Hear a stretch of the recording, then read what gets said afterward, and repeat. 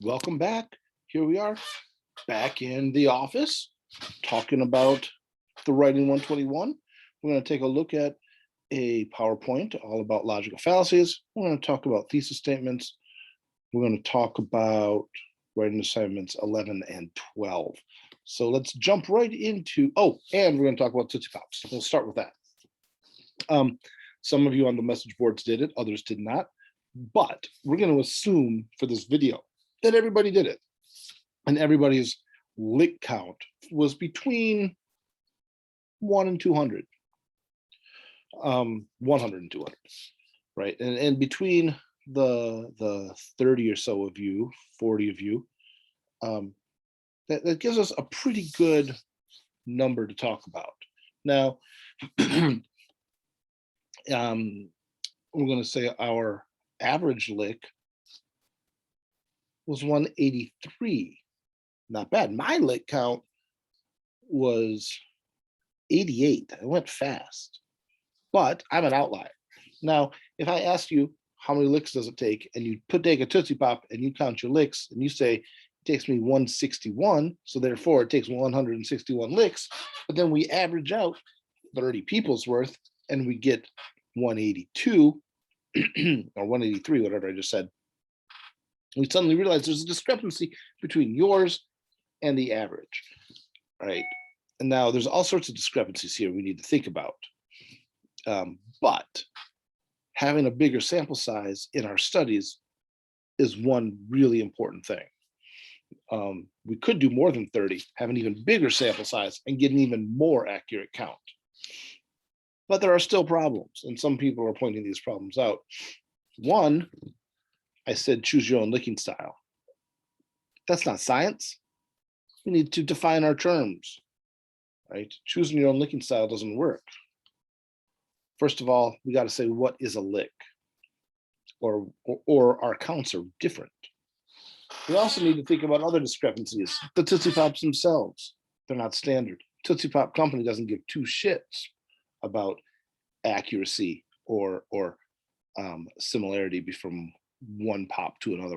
Any uniformity in Tootsie Pop construction doesn't exist. So, second discrepancy, Tootsie Pops themselves, they can be cracked, the Tootsie Roll in the middle can be off center, all sorts of problems.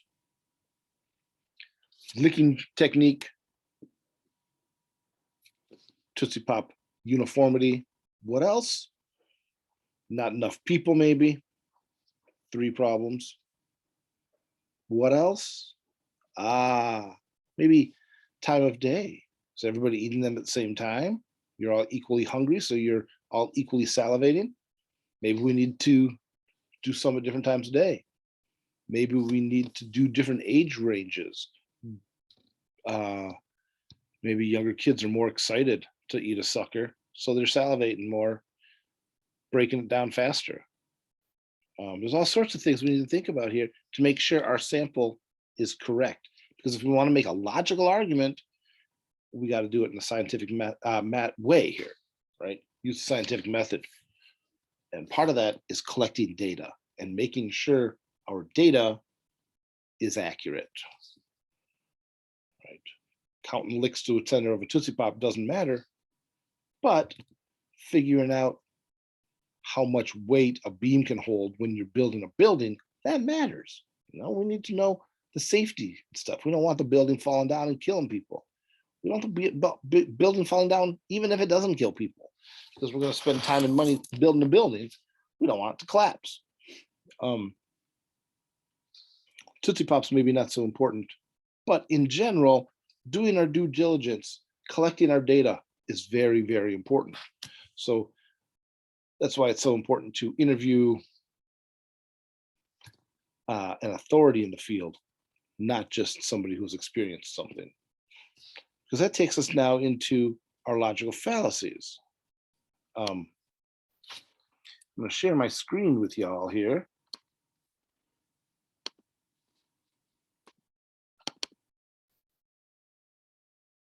I'm going to start at the beginning.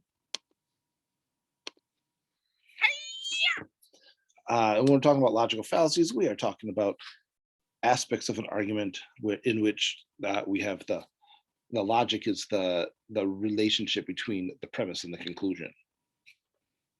The fallacy is when that relationship doesn't work.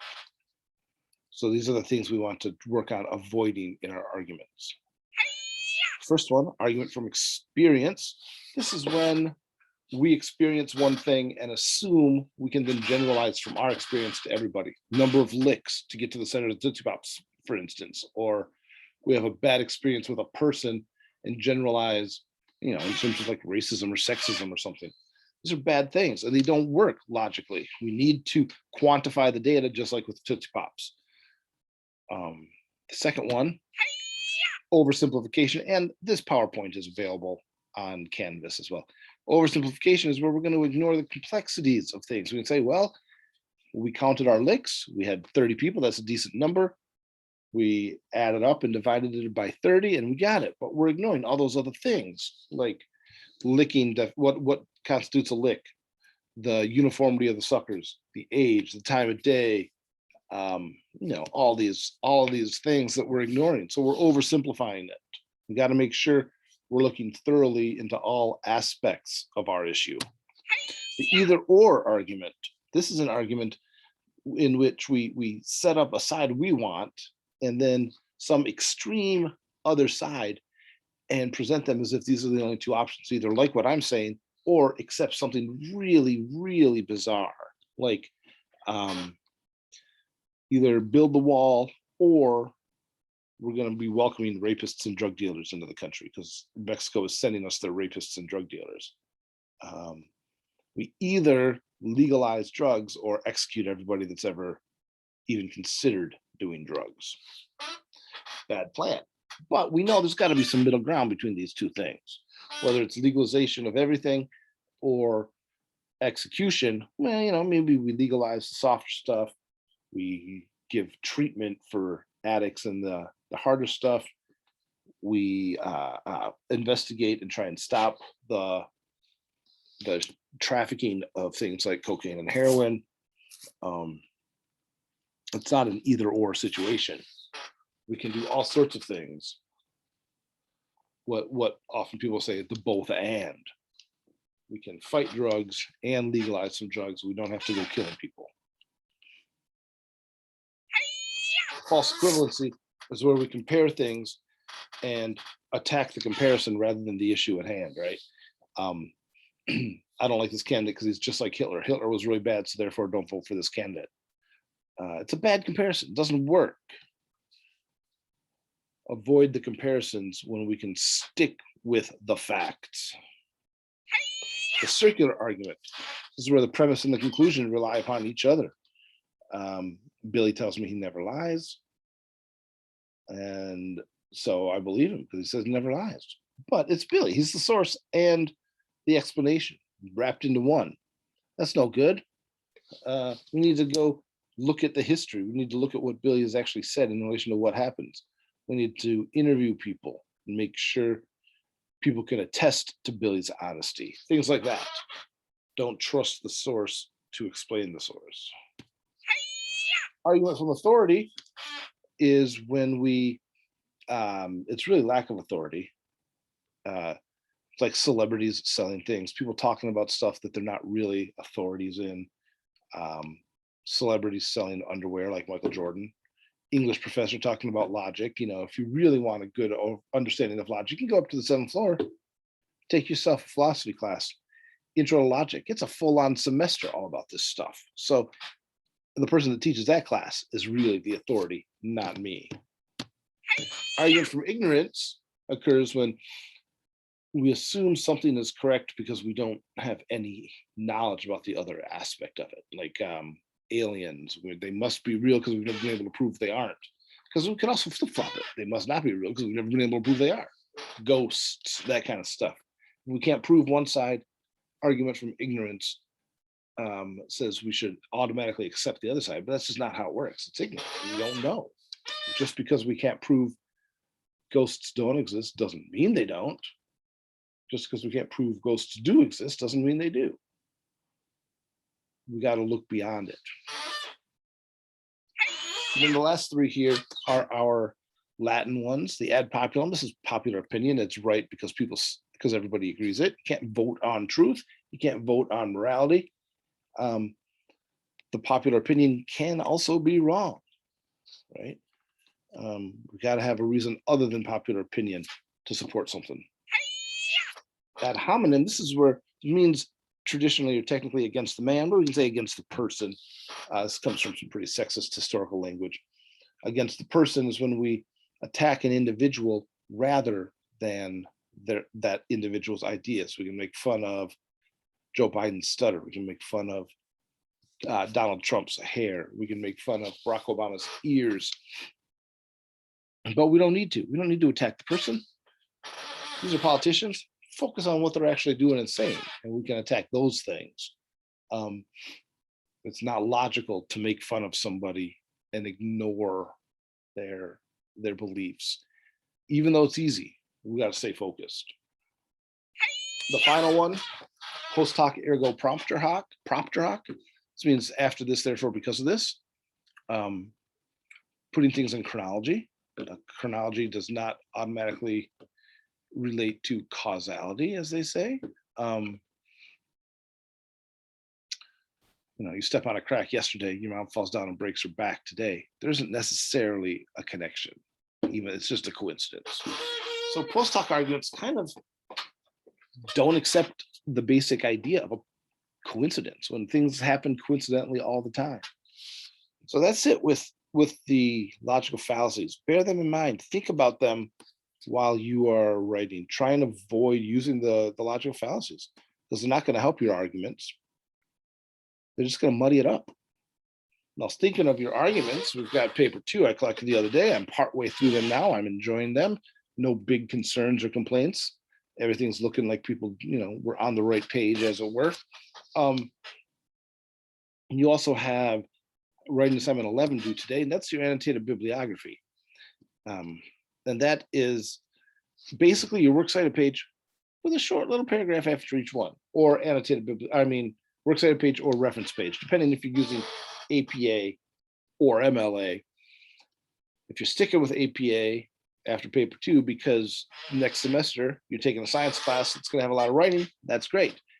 If you're going to switch back to MLA for paper number 2 because you have to take a literature class next fall, that's fine too. But make sure whatever you choose, there's a reason for it. It's going to be helpful for you because you're either going into that field that's going to use this one format, or next semester you're taking classes in that format. Or if you don't have a major yet and you don't know what you're taking yet, you can always just stick with the one that's more difficult for you so you get some more time. So we're talking about your reference or works cited page, and after each entry, a short little paragraph explaining it. So doing sort of similar stuff to paper number 2, but rather than writing as an essay, we're writing it works cited entry, paragraph, works cited entry, paragraph, all the way down. So probably 2.5 pages, but it should be really easy because you've already got your reference or works cited page done from paper 2.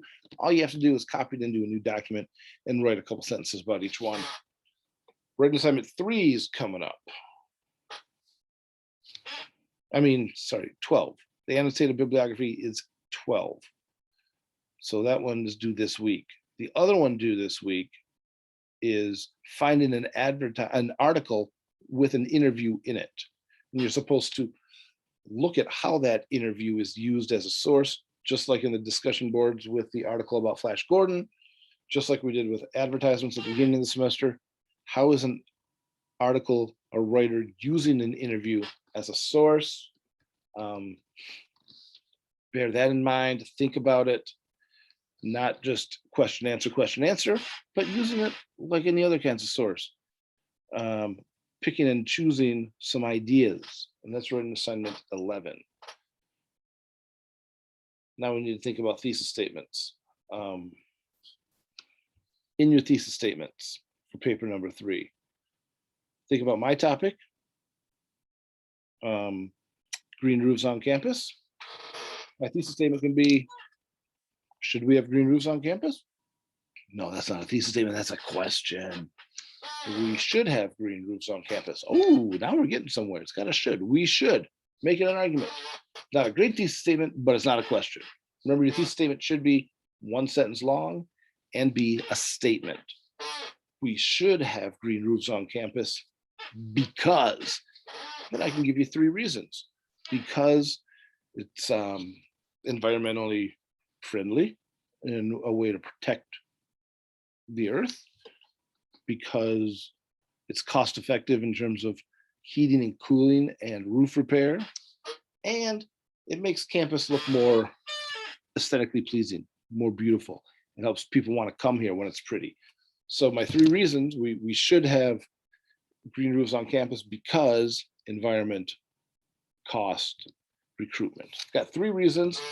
So if I think about an outline, let's say Roman numeral 1, environment. I write a page and a half about that. Roman numeral 2, cost, and I write a paragraph, page and a half about the cost of heating and cooling, how much it costs if we have green roofs, how it saves water and things like that. The third one, aesthetics. It's a beautiful campus with green roofs. We can talk about water usage. We can talk about the flowers and the grass and everything looking pretty. So when people come to tour campus, they look at it and say, "Oh, this is a beautiful place. I would like to go there." Good recruitment tools: environment, cost, recruitment. I've got 3 things. If I make an outline for a 5-page paper, that's 1.5 pages about each of my main topics. I might be able to say a little more about the environment, a little less about aesthetics, but that's okay. Make sure you're constructing a thesis statement similarly, but with your own topics. And along with our argument, EMU should, and along with our reasons, because 1, 2, and 3 reasons, at the beginning of our thesis statement, we should also be thinking about putting in the counter argument. Although the university says it costs too much money, comma, we should install more green roofs on campus because. So although, argument, and because. The other side to the argument, what it is that you want to defend, and then 3 reasons for defending it. That's how we're talking about a really decent thesis statement. Be thinking about your thesis statements for paper 3, work on your thesis statement, get me writing assignment 11, all about the article with an interview. Think about writing assignment 12, all about your annotated bibliography. Have a good afternoon. Wah-ah.